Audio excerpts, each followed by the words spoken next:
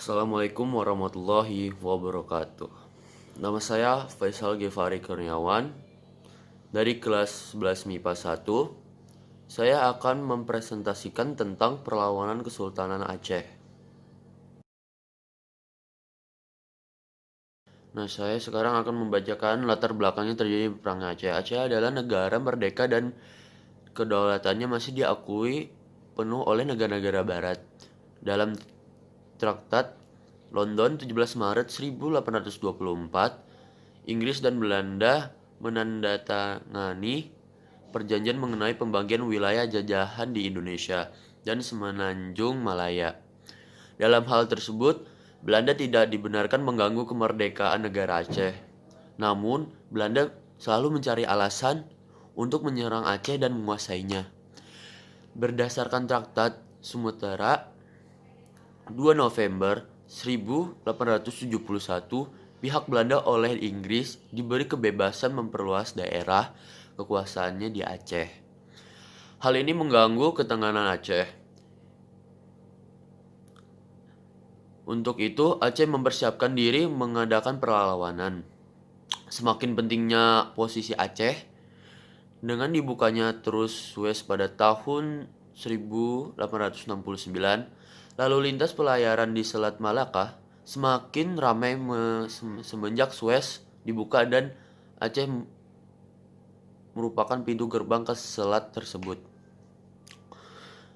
Aceh menolak mengakui kedaulatan Hindia Belanda atas kesulitan Aceh.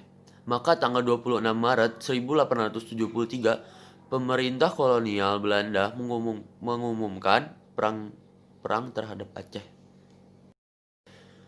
Terus, jalan perlawanannya rakyat Aceh. Setelah mendarat pada tanggal 5 April 1873 dengan kekuatan kurang lebih 3.000 orang bala tentara, serangan terhadap masjid dilakukan dan berhasil direbut, tetapi kemudian diduduki kembali oleh pasukan Aceh. Karena ternyata bertahan sangat kuat, serangan ditunda kembali sambil menunggu bala bantuan dari Batavia. Akhirnya penyerbuan tak diteruskan, malahan di ekspedisi ditarik kembali. Pada bulan November 1873, Belanda mengirimkan ekspedisi kedua ke Aceh yang berkuatan 8.000 pasukan dan dipimpin oleh Jenderal Van Swieten. Pada tanggal 9 Desember 1873, ekspedisinya telah mendarat di Aceh.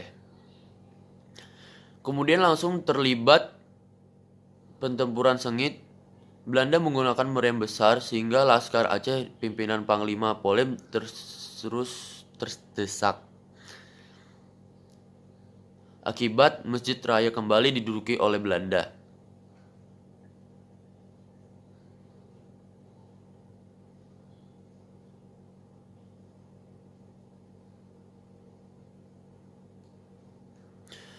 Belanda terus bergerak dan menyerang istana Sultan Mahmud Shah.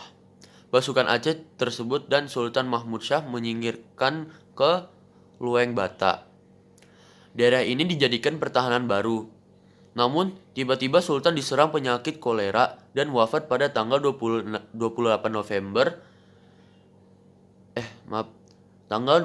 Januari 1874.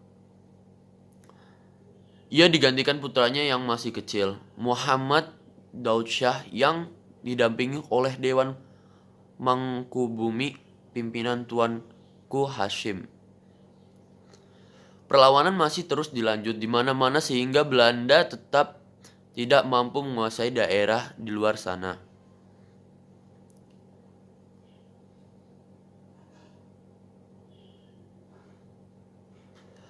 Belanda hanya menguasai sekitar kota Sukaraja saja. Sementara itu, di seluruh Aceh dikobarkan suatu perlawanan bernapaskan perang sabilillah.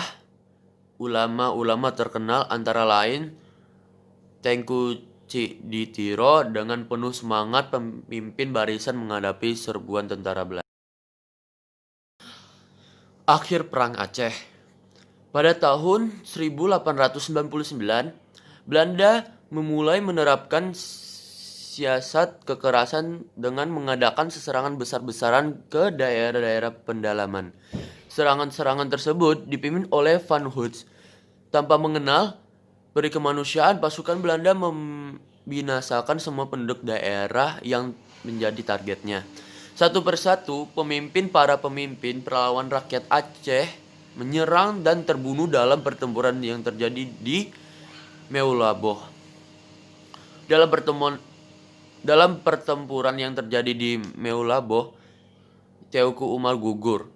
Perlawanan rakyat Aceh yang merupakan perlawanan yang paling lama dan tersebar di Sumatera akhirnya mendapatkan tekanan keras dari Belanda.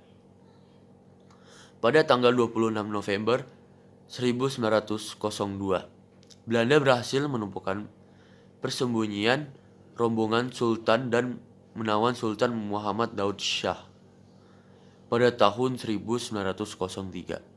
Disusul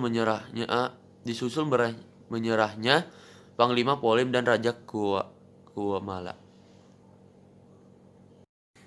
Nah, di sini saya akan membacakan dampak sosial, budaya, ekonomi, pendidikan, dan agama. Nah, saya akan membacakan dampak sosial dulu ya. Menimbulkan trauma terhadap korban Perang Aceh yang selamat. 2. Banyak warga Aceh yang terlantar. 3. Banyak yang kehilangan salah satu anggota keluarganya.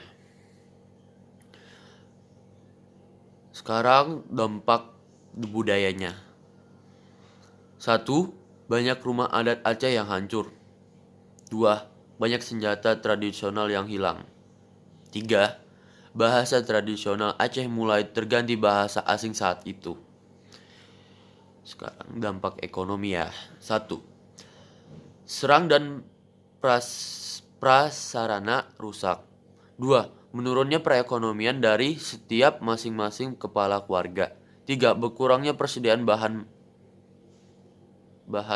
pangan. Dampak pendidikannya. 1.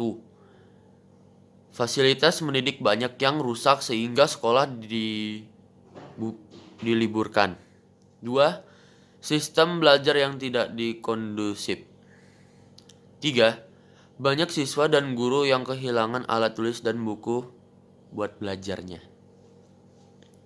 Terus selanjutnya tuh dampak agama. 1. Banyaknya yang berpindah agama karena mulai berdatangannya agama dan negara asing. Fasilitas ibadah banyak yang rusak. 3. Banyak yang kehilangan peralatan sholat sehingga kesulitan untuk melaksanakan ibadahnya.